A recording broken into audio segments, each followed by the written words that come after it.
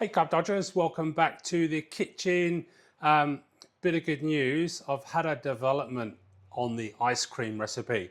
So I've done a video in the past making this low carb ice cream and it's really nice when it's first churned, like nice soft serve, but once you put it in the freezer it certainly firms up to the point where you've got to kind of semi-defrost it every time you want to use it.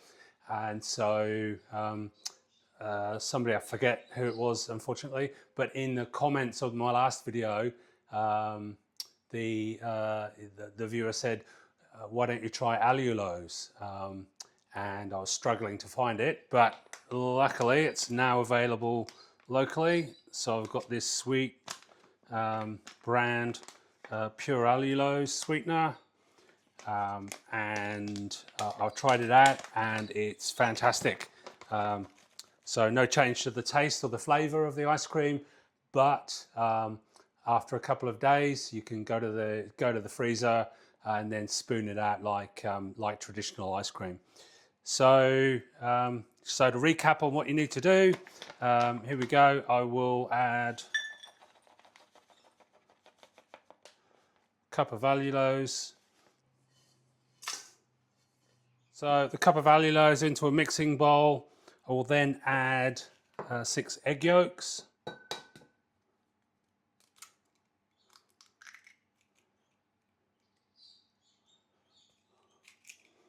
One, two,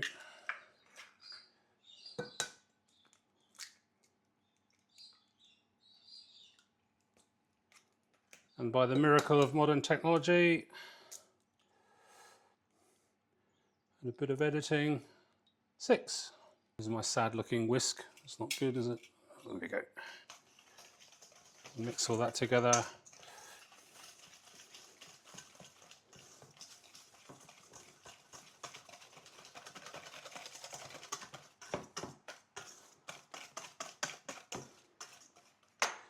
Into a heavy bottom pan, we have 2 cups of cream.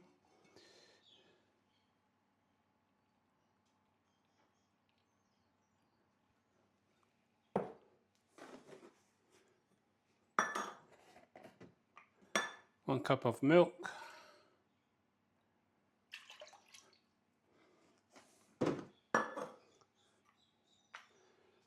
And a slug of vanilla bean extract. So if you can get the real stuff, that's way better, but whatever you can get really. So essentially we're making like a vanilla custard mix. So we'll pop that on the heat and get that to nearly a boil. Okay, so we brought that to just on a boil. So now I will just add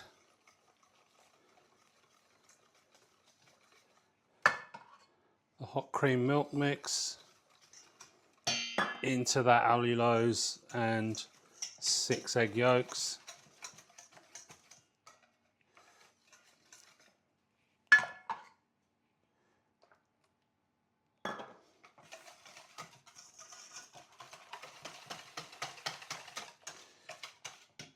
Okay, let's combine nicely and then we'll put all that back into the pan. And I'll pop that back on the heat to thicken up.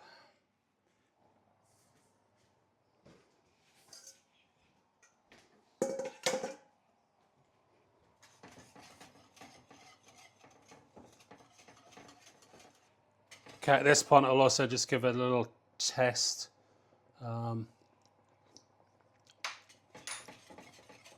For sweetness, and that's plenty sweet enough.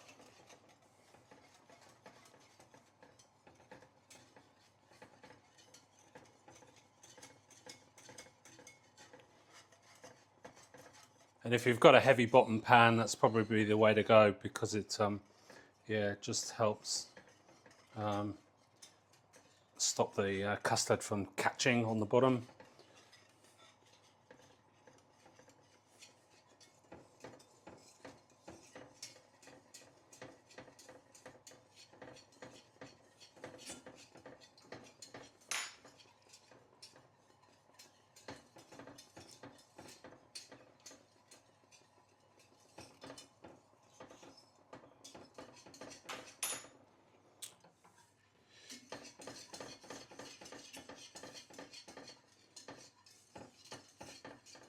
Okay, I don't know if you can see that, but that's thickening up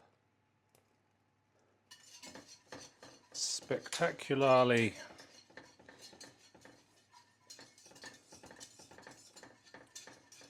Okay, our next mission is to get that cooled off.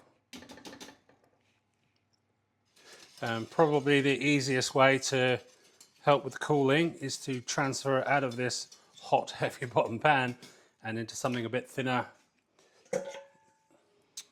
which in this case is the pan I did the mixing in the first place. So, let's try that again.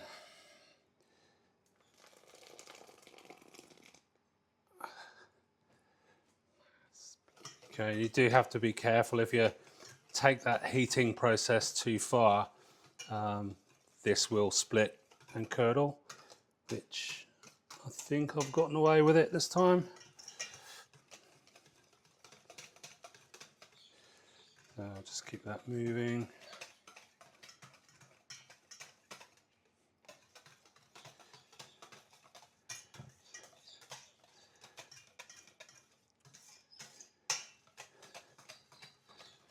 Okay, so we've got two options here.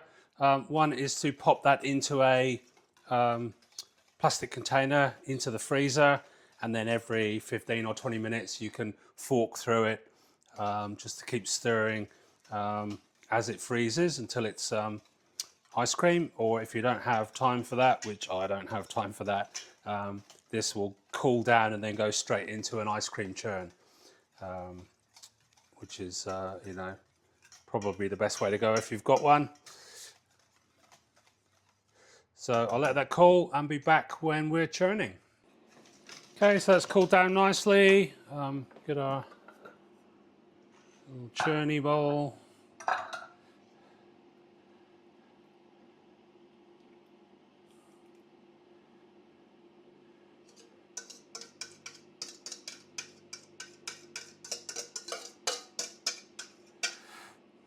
That's the right tool for the job.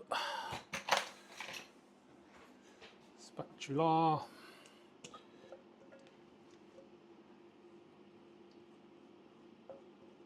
And we'll get that onto churn.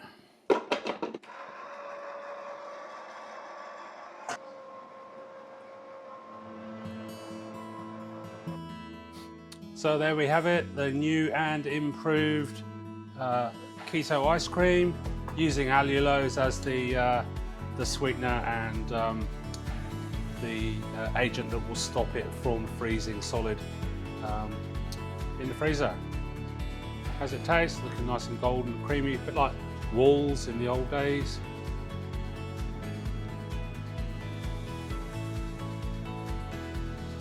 Yeah, beautiful. There you have it. My name's been Alan. Thank you so much for watching, and we'll catch you in the next one. Bye.